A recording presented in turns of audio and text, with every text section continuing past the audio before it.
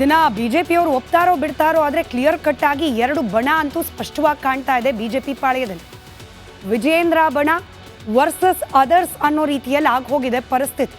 ಹಾಗಾದರೆ ಯಾವ್ಯಾವ ಬಣದಲ್ಲಿ ಯಾವ್ಯಾವ ನಾಯಕರಿದ್ದಾರೆ ಗಮನಿಸ್ತಾ ಹೋಗೋಣ.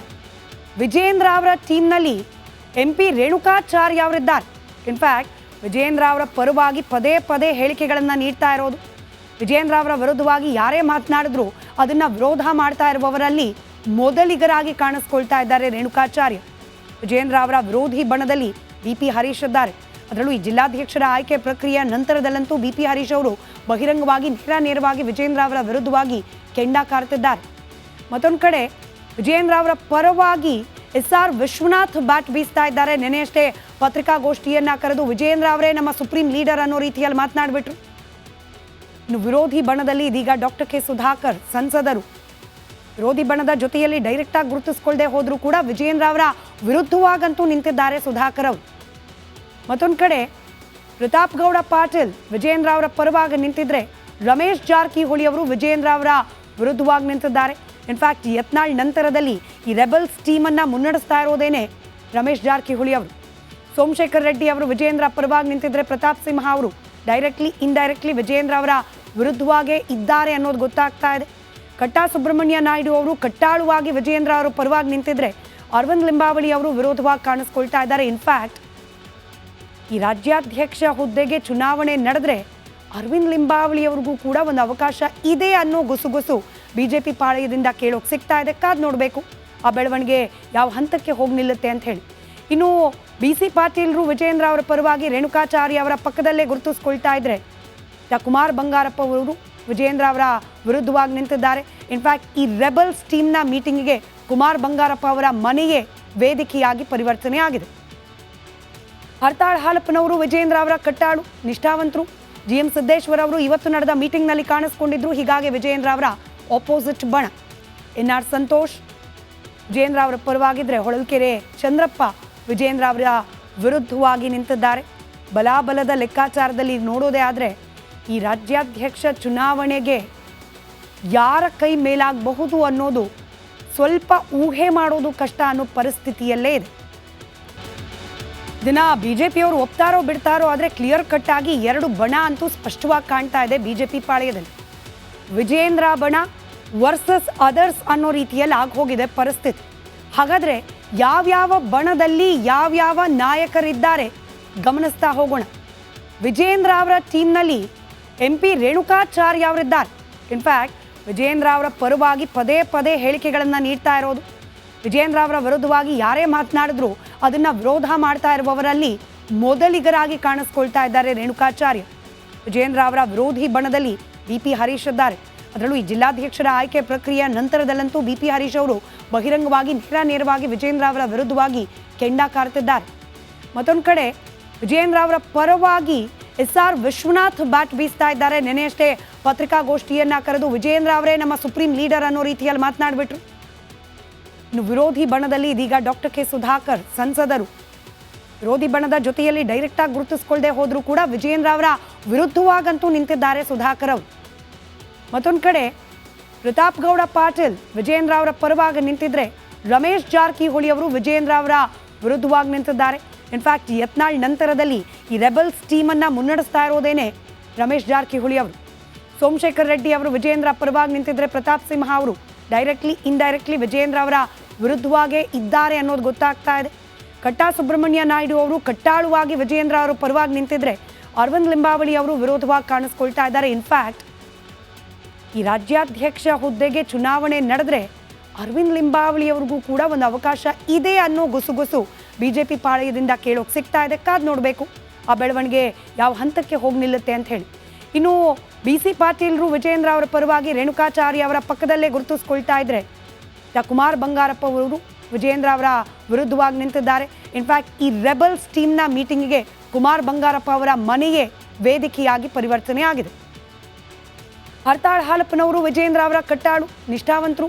GM ಸಿದ್ದೇಶ್ವರ್ ಅವರು ಇವತ್ತು ನಡೆದ ಮೀಟಿಂಗ್ನಲ್ಲಿ ಕಾಣಿಸ್ಕೊಂಡಿದ್ರು. ಹೀಗಾಗಿ ವಿಜಯೇಂದ್ರ ಅವರ ಆಪೋಸಿಟ್ ಬಣ NR ಸಂತೋಷ್ ವಿಜಯೇಂದ್ರ ಅವರ ಪರವಾಗಿದ್ರೆ, ಹೊಳಲ್ಕೆರೆ ಚಂದ್ರಪ್ಪ ವಿಜಯೇಂದ್ರ ಅವರ ವಿರುದ್ಧವಾಗಿ ನಿಂತಿದ್ದಾರೆ. ಬಲಾಬಲದ ಲೆಕ್ಕಾಚಾರದಲ್ಲಿ ನೋಡೋದೇ ಆದರೆ ಈ ರಾಜ್ಯಾಧ್ಯಕ್ಷ ಚುನಾವಣೆಗೆ ಯಾರ ಕೈ ಮೇಲಾಗಬಹುದು ಅನ್ನೋದು ಸ್ವಲ್ಪ ಊಹೆ ಮಾಡೋದು ಕಷ್ಟ ಅನ್ನೋ ಪರಿಸ್ಥಿತಿಯಲ್ಲೇ ಇದೆ. ದಿನ ಬಿಜೆಪಿಯವರು ಒಪ್ತಾರೋ ಬಿಡ್ತಾರೋ ಆದರೆ ಕ್ಲಿಯರ್ ಕಟ್ ಆಗಿ ಎರಡು ಬಣ ಅಂತೂ ಸ್ಪಷ್ಟವಾಗಿ ಕಾಣ್ತಾ ಇದೆ ಬಿಜೆಪಿ ಪಾಳೆಯದಲ್ಲಿ. ವಿಜಯೇಂದ್ರ ಬಣ ವರ್ಸಸ್ ಅದರ್ಸ್ ಅನ್ನೋ ರೀತಿಯಲ್ಲಿ ಆಗೋಗಿದೆ ಪರಿಸ್ಥಿತಿ. ಹಾಗಾದರೆ ಯಾವ್ಯಾವ ಬಣದಲ್ಲಿ ಯಾವ್ಯಾವ ನಾಯಕರಿದ್ದಾರೆ ಗಮನಿಸ್ತಾ ಹೋಗೋಣ. ವಿಜಯೇಂದ್ರ ಅವರ ಟೀಮ್ನಲ್ಲಿ MP ರೇಣುಕಾಚಾರ್ಯ ಅವರಿದ್ದಾರೆ. ಇನ್ಫ್ಯಾಕ್ಟ್ ವಿಜಯೇಂದ್ರ ಅವರ ಪರವಾಗಿ ಪದೇ ಪದೇ ಹೇಳಿಕೆಗಳನ್ನು ನೀಡ್ತಾ ಇರೋದು. ವಿಜಯೇಂದ್ರ ಅವರ ವಿರುದ್ಧವಾಗಿ ಯಾರೇ ಮಾತನಾಡಿದ್ರು ಅದನ್ನು ವಿರೋಧ ಮಾಡ್ತಾ ಇರುವವರಲ್ಲಿ ಮೊದಲಿಗರಾಗಿ ಕಾಣಿಸ್ಕೊಳ್ತಾ ಇದ್ದಾರೆ ರೇಣುಕಾಚಾರ್ಯ. ವಿಜಯೇಂದ್ರ ಅವರ ವಿರೋಧಿ ಬಣದಲ್ಲಿ BP ಹರೀಶ್ ಇದ್ದಾರೆ. ಅದರಲ್ಲೂ ಈ ಜಿಲ್ಲಾಧ್ಯಕ್ಷರ ಆಯ್ಕೆ ಪ್ರಕ್ರಿಯೆಯ ನಂತರದಲ್ಲಂತೂ BP ಹರೀಶ್ ಅವರು ಬಹಿರಂಗವಾಗಿ ನೇರವಾಗಿ ವಿಜಯೇಂದ್ರ ಅವರ ವಿರುದ್ಧವಾಗಿ ಕೆಂಡ ಕಾರ್ತಿದ್ದಾರೆ.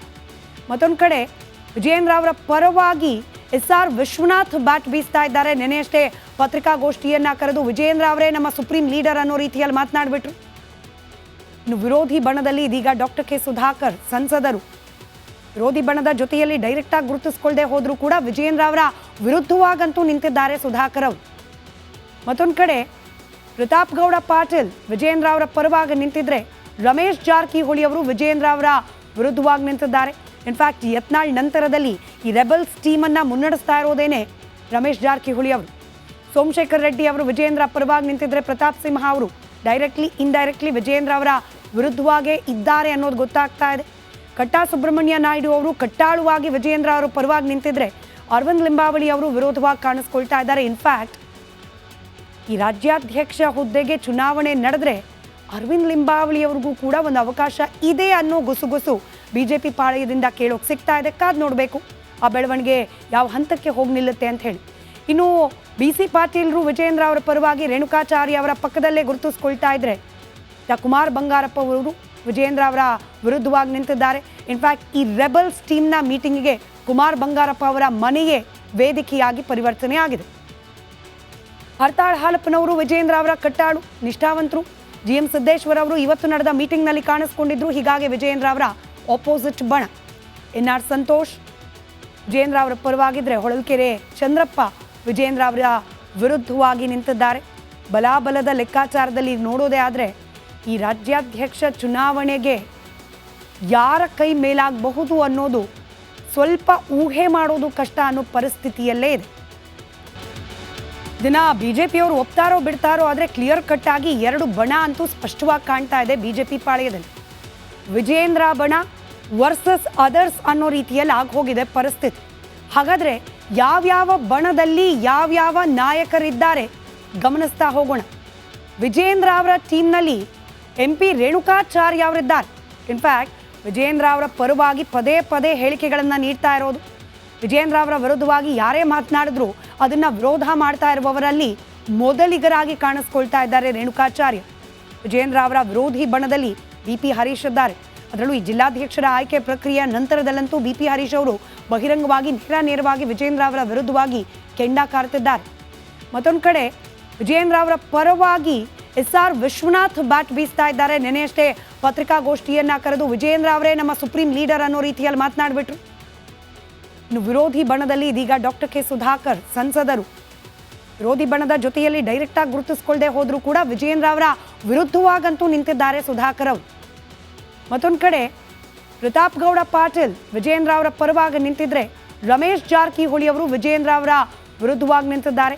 ಇನ್ಫ್ಯಾಕ್ಟ್ ಯತ್ನಾಳ್ ನಂತರದಲ್ಲಿ ಈ ರೆಬಲ್ಸ್ ಟೀಮನ್ನು ಮುನ್ನಡೆಸ್ತಾ ಇರೋದೇನೆ ರಮೇಶ್ ಜಾರಕಿಹೊಳಿ ಅವರು. ಸೋಮಶೇಖರ್ ರೆಡ್ಡಿ ಅವರು ವಿಜಯೇಂದ್ರ ಪರವಾಗಿ ನಿಂತಿದ್ರೆ, ಪ್ರತಾಪ್ ಸಿಂಹ ಅವರು ಡೈರೆಕ್ಟ್ಲಿ ಇಂಡೈರೆಕ್ಟ್ಲಿ ವಿಜಯೇಂದ್ರ ಅವರ ವಿರುದ್ಧವಾಗೇ ಇದ್ದಾರೆ ಅನ್ನೋದು ಗೊತ್ತಾಗ್ತಾ ಇದೆ. ಕಟ್ಟಾ ಸುಬ್ರಹ್ಮಣ್ಯ ನಾಯ್ಡು ಅವರು ಕಟ್ಟಾಳುವಾಗಿ ವಿಜಯೇಂದ್ರ ಅವರ ಪರವಾಗಿ ನಿಂತಿದ್ರೆ, ಅರವಿಂದ್ ಲಿಂಬಾವಳಿ ಅವರು ವಿರೋಧವಾಗಿ ಕಾಣಿಸ್ಕೊಳ್ತಾ ಇದ್ದಾರೆ. ಇನ್ಫ್ಯಾಕ್ಟ್ ಈ ರಾಜ್ಯಾಧ್ಯಕ್ಷ ಹುದ್ದೆಗೆ ಚುನಾವಣೆ ನಡೆದ್ರೆ ಅರವಿಂದ್ ಲಿಂಬಾವಳಿ ಅವ್ರಿಗೂ ಕೂಡ ಒಂದು ಅವಕಾಶ ಇದೆ ಅನ್ನೋ ಗುಸುಗುಸು ಬಿಜೆಪಿ ಪಾಳೆಯದಿಂದ ಕೇಳೋಕೆ ಸಿಗ್ತಾ ಇದೆ. ಕಾದ್ ನೋಡಬೇಕು ಆ ಬೆಳವಣಿಗೆ ಯಾವ ಹಂತಕ್ಕೆ ಹೋಗಿ ನಿಲ್ಲುತ್ತೆ ಅಂತ ಹೇಳಿ. ಇನ್ನು BC ಪಾಟೀಲ್ರು ವಿಜಯೇಂದ್ರ ಅವರ ಪರವಾಗಿ ರೇಣುಕಾಚಾರ್ಯ ಅವರ ಪಕ್ಕದಲ್ಲೇ ಗುರುತಿಸ್ಕೊಳ್ತಾ ಇದ್ರೆ, ಕುಮಾರ್ ಬಂಗಾರಪ್ಪ ಅವರು ವಿಜಯೇಂದ್ರ ಅವರ ವಿರುದ್ಧವಾಗಿ ನಿಂತಿದ್ದಾರೆ. ಇನ್ಫ್ಯಾಕ್ಟ್ ಈ ರೆಬಲ್ಸ್ ಟೀಮ್ನ ಮೀಟಿಂಗಿಗೆ ಕುಮಾರ್ ಬಂಗಾರಪ್ಪ ಅವರ ಮನೆಯೇ ವೇದಿಕೆಯಾಗಿ ಪರಿವರ್ತನೆ ಆಗಿದೆ. ಹರ್ತಾಳ್ ಹಾಲಪ್ಪನವರು ವಿಜಯೇಂದ್ರ ಅವರ ಕಟ್ಟಾಳು ನಿಷ್ಠಾವಂತರು. GM ಸಿದ್ದೇಶ್ವರ್ ಅವರು ಇವತ್ತು ನಡೆದ ಮೀಟಿಂಗ್ನಲ್ಲಿ ಕಾಣಿಸ್ಕೊಂಡಿದ್ರು. ಹೀಗಾಗಿ ವಿಜಯೇಂದ್ರ ಅವರ ಆಪೋಸಿಟ್ ಬಣ. N R Santosh